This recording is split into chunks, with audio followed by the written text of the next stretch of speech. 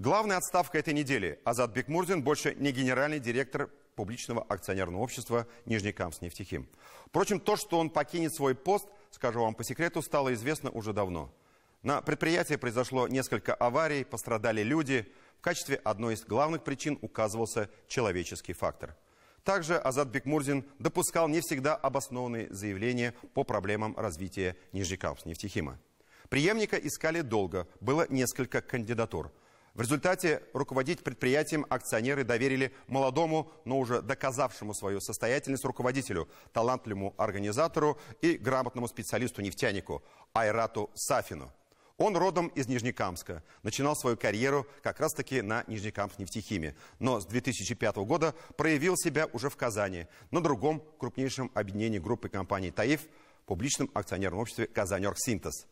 Предпоследняя должность нового рулевого Нижнекамскнефтехима – директор завода этилена, что, кстати, весьма символично. Именно ему теперь предстоит воплотить в реальность нефтехимический мегапроект группы компаний «Таиф» по строительству этиленового комплекса на 600 тысяч тонн в год. Тимур Бекмурзин с подробностями.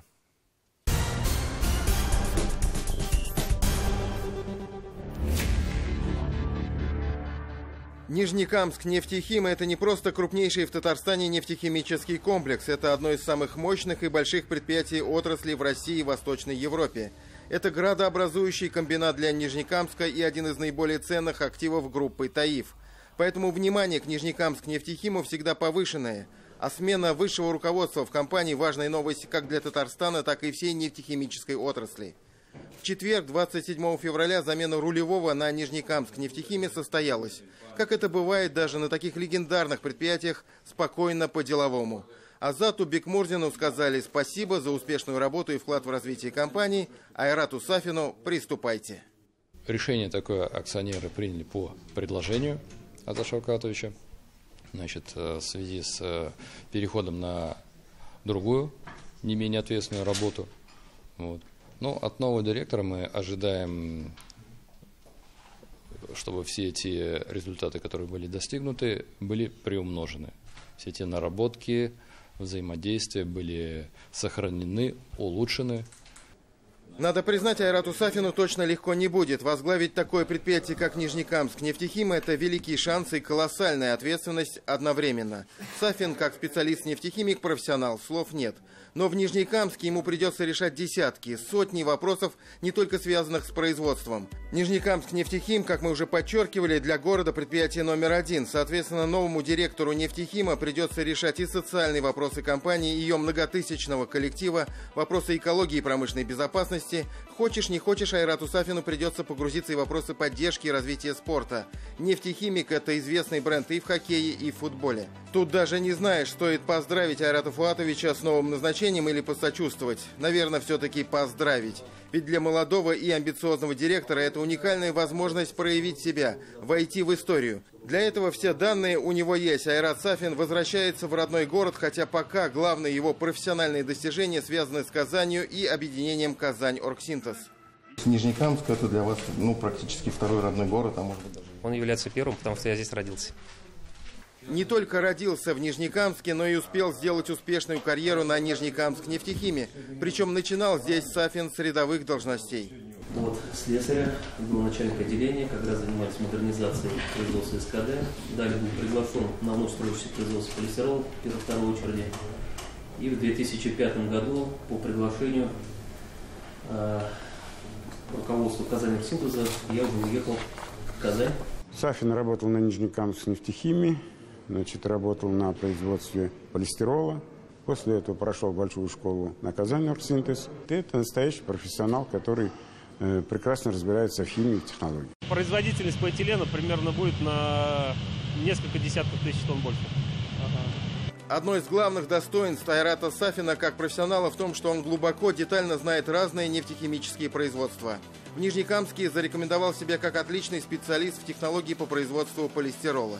Затем уже в Казани принимал участие в становлении ряда новых заводов на объединении «Казань-Оргсинтез». Был одним из ключевых людей в команде Фарида Минигулова, нынешнего руководителя «Оргсинтеза». Айрат Сафин переехал в столицу в 2005 году начальником цеха на строящийся завод поликарбонатов. Фактически при его деятельном участии завод был успешно построен и запущен в эксплуатацию. И, к слову, до сих пор является не просто единственным в России, но и одним из немногих в мире, построенных по самой безопасной бесфосгенной технологии. Свои управленческие и профессиональные навыки Айрат Сафин в полной мере показал в должности директора завода «Этилена». В частности, он курировал строительство новых печей пиролиза взамен устаревших, которые прослужили более 40 лет. Масштабная стройка была осуществлена в рекордно короткие сроки. От начала действия контракта до запуска объекта в эксплуатацию прошло чуть более 1,5 лет. Общее количество мы построили 6 печей, модернизация еще 4 печей. В связи с дефицитом поставок сырья с Оренбурга и Тана было принято решение об реализации проекта переработки пропана как альтернативное сырье. Сейчас было выполнено 2 этапа, в этом году 3-й этап. На сегодняшний день производственная мощность Казань-Оргсинтеза максимально загружена. В новой для себя роли Айрату Сафину нужно будет не только превзойти себя самого на Казань-Оргсинтезе, но и своего предшественника на Нижнекамск-нефтехиме. Задача сложная, но выполнимая. И понимание, как двигаться к поставленной цели, есть и у самого директора, и у акционеров группы «Таиф». Продолжать позитивное развитие предприятия за счет реализации инвестиционных проектов, которые рассчитаны до 2030 года. Целью является это улучшение экономических показателей предприятия и увеличение выплаты налогов в республиканский и федеральный бюджет. Это усиление в области экологии и промбезопасности и продолжение работы по социальной сфере. Внимание. Спасибо обеспечить совместно всему коллективу стабильную, устойчивую работу. Вопрос со стороны государства нам всегда только два. Когда будут новые проекты и когда вы увеличите налоговые отчисления. И на тот и на другой вопрос всегда есть положительный ответ. Тимур Бекмурзин и Андрей Мохов. 7 дней.